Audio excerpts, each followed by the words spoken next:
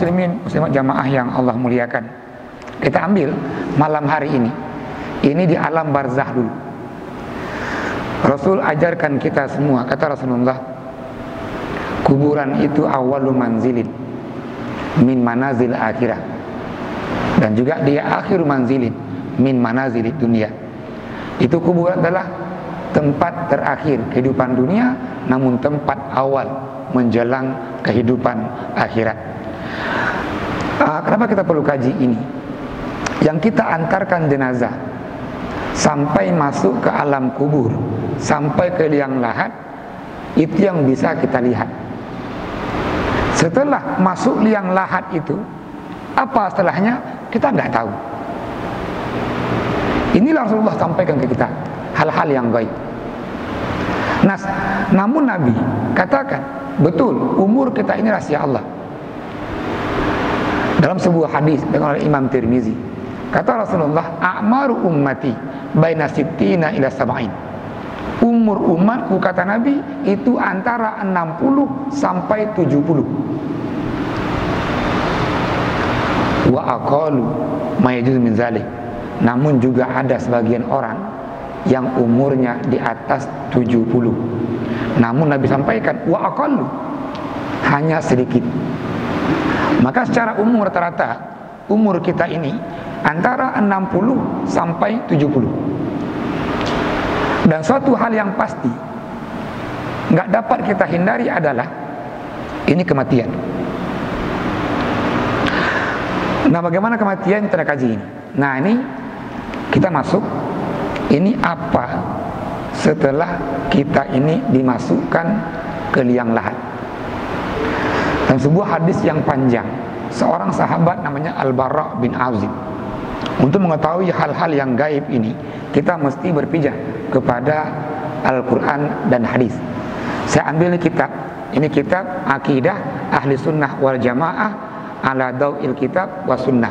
Ini akidahnya Ahli Sunnah wal Jamaah sesuai dengan tuntunan Al-Quran dan hadis. Ini mengkaji tentang hari pembalasan atau yaumul kiamat. Baik, kita ambil dalam sebuah hadis dari Al-Bara bin Azib radhiyallahu an. Ini sahabat bercerita. Kata Al-Bara bin Azib, kharajna ma Rasulullah li janazati minal ansar. Ini ada orang Madinah meninggal dunia. Maka para sahabat termasuk Al-Bara bin Azib itu mengantarkan jenazah ini bersama Rasulullah ke kuburannya. Kata Al-Bara, walamma wasalna walamma yulhad. Tak kala para sahabat dan Rasulullah sampai ke kuburan itu, ternyata kuburan itu belum selesai dibuat liang lahatnya. Ini nanti kuburan ada lubang ke arah kiblat. Inilah yang disebut dengan liang lahat. Namun jikalau tanahnya nggak memungkinkan, mungkin pasir, dibuat liang lahat akan ambruk dia. Biasa dibuat lubang di tengah-tengah kuburan itu. Itu disebut dengan syak. Maka ada dua tempat jenazah itu. Yang pertama lahat namanya, yang kedua liang syak namanya.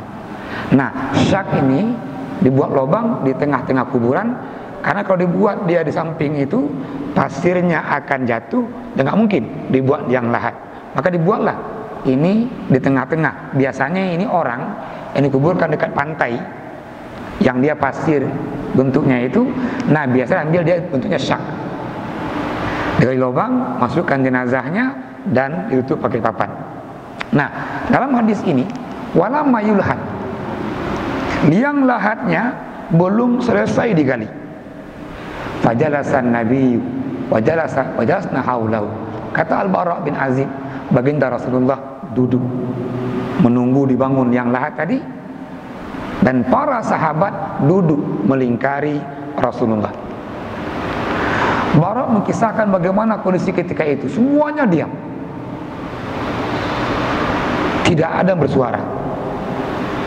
Sampai saking diamnya, heningnya suasananya, yang terdengar, kata Bara, hanya suara burung. Wa biyadihi aud. Nabi mengambillah satu ranting pohon.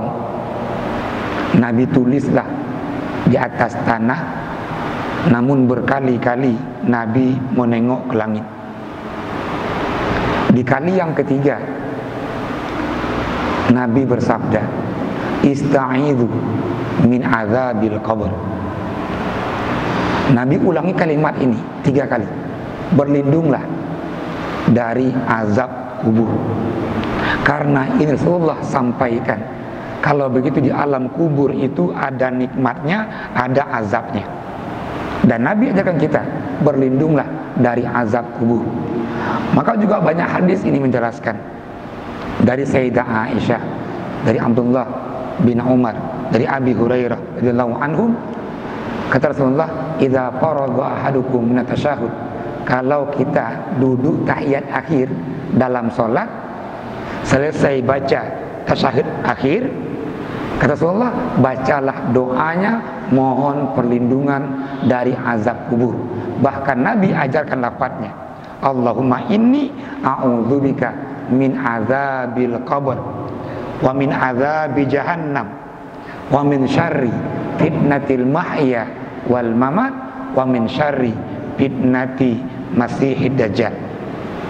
Ini kita baca di salat kita setelah bacaan tasyahud akhir sebelum salam. Permohonan kita, semoga Allah lindungi kita ini dari azab kubur. Lantas Bara' bin Azib radhiyallahu anhu melanjut cerita beliau. Rasulullah mengisahkan bagaimana detik-detiknya orang mau meninggal dunia. Seperti apa orang yang mau meninggal itu yang kita nggak bisa melihat ke mata kita.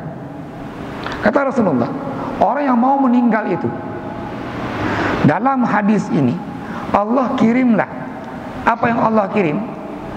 Ini malaika. Kalau bunyi hadisnya, "Idza kana fi inqita'in minad dunya wa iqbal minal akhirah nazala ilaihi malaika." Tak kala orang mengakhiri kehidupan ini dan masuk kepada alam kubur itu, maka Allah kirimlah malaika. Kalau bahasanya malaika itu banyak. Kalau mufrad satu malaikat, malakun bahasa kitabnya.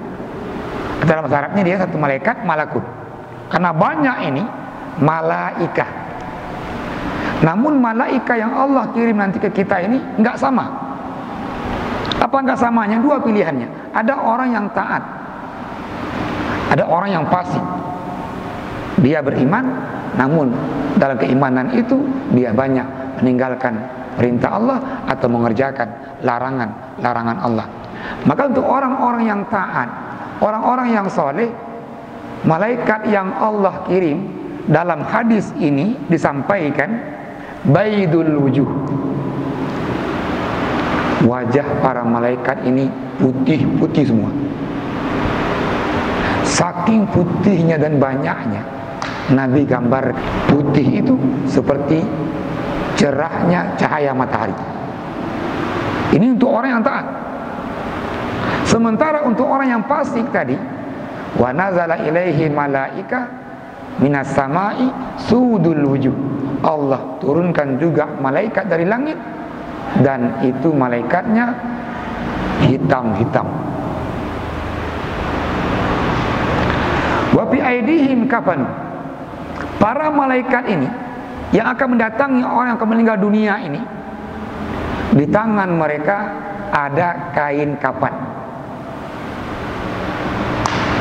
Kalau dia orang yang taat, kain kafannya itu berwarna putih. Namun bagi orang yang fasik tadi, kain kafan yang dibawa oleh para malaikat itu adalah warnanya hitam. Maka di antara Nabi ajarkan kita, ahsanu siyabikumul baik, pakaian yang terbaik kalian adalah warna putih, wa kafinu mautaku, dan kafanilah yang meninggal di antara kalian dengan warna putih. Yang pertama kita suzon, semoga malaikat yang datang ke orang ini tak kala mencabut nyawa itu membawa juga kain kafan berwarna putih. Nah, para malaikat yang banyak tadi, wajala suhaula, ini orang yang mau meninggal Para malaikat ini duduk di sekitaran orang yang mau meninggal ini. Kalau pertanyaan kita, Ustaz, berapa banyak malaikat itu? Podum, berapa malaikatnya? Nabi menjawab, malaikat yang dikirim dari langit itu untuk menjemput roh seseorang ini maddal basar. Makna maddal basar adalah sepanjang mata memandang. Kalaulah ukurannya sepanjang mata memandang, berarti banyak malaikat ini. Kalau kita khotib Jumat ini di mimbar, semua jamaah semua ini, dan malaikat ini ada di sisi depan, di sebelah kanan, di sebelah kiri, dan di belakang kita. Berarti banyak malaikatnya. Maka nanti di antara orang yang meninggal husnul khatimah itu di arakil jabin, di keningnya ada keringat. Menyaksikan banyaknya malaikat ini yang datang menjemput roh itu.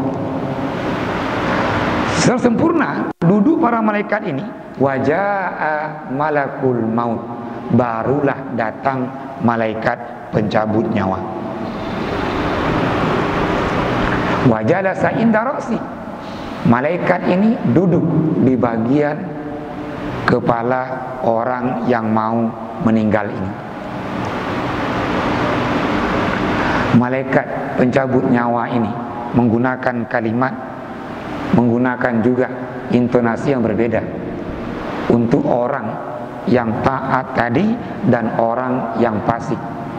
Untuk orang yang taat, malakul maut katakan, ya ayyatuhan nafsut tayyibah, wahai ruh jiwa yang baik, ukhruji, keluarlah, ila maghfirati rabbika ridwani, untuk menemui ampunan Tuhanmu dan keridhaan Tuhan. Keluarlah, naik tadi, ruh tadi dari kaki sampai naik ke bagian kepala. Maka di antara nanti juga orang detik-detik yang meninggal itu tandanya adalah kakinya itu dingin. Kakinya dingin, kenapa? Naik ruh dari bawah ke atas. Rasulullah ketika meninggal, Abu Salamah, ini hadis dari Ummu Salamah, dari Imam Bukhari, Imam Muslim, kata Rasulullah, ar-ruh idza qubida tabi'ahul basar. Ketika ruh dicabut itu, maka mata ini akan terbuka dia. Kenapa terbuka mata itu? Mata menyaksikan kemana arahnya ruh itu keluar. Maka di antara kebanyakan kita meninggal nanti, mata kita itu terbuka. Maka sunnahnya orang yang baru meninggal itu, kalau matanya terbuka, tutup matanya. Dan Nabi ajarkan, apa yang kita baca? Bismillahi wa ala millati Rasulillahi. Di atas ke bawah, Bismillahi wa ala millati Rasulillahi. Menutup mata orang yang meninggal itu. Lanjut Rasulullah mengkisahkan tadi bagaimana rasanya kalau orang yang fasik, bahasa malaikat dan intonasinya keras dan tegas. Apa kata malaikat? Ya ayyatuhan nafsul khabithah, wahai ruh jiwa yang rusak, ukhruji, keluarlah, ila sakhati rabbika wa ghadabani, menemui kemarahan, kemurkaan Tuhan. Bukan ampunan, kemurkaan Tuhan.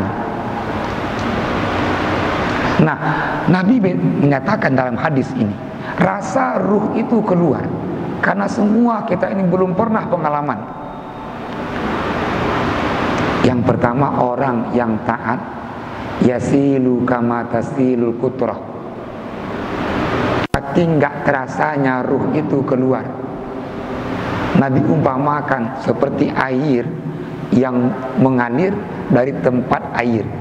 Kita punya ceret tempat air, kita tuangkan air, nah keluarlah air itu dan ruh orang-orang yang taat tadi keluar seperti itu.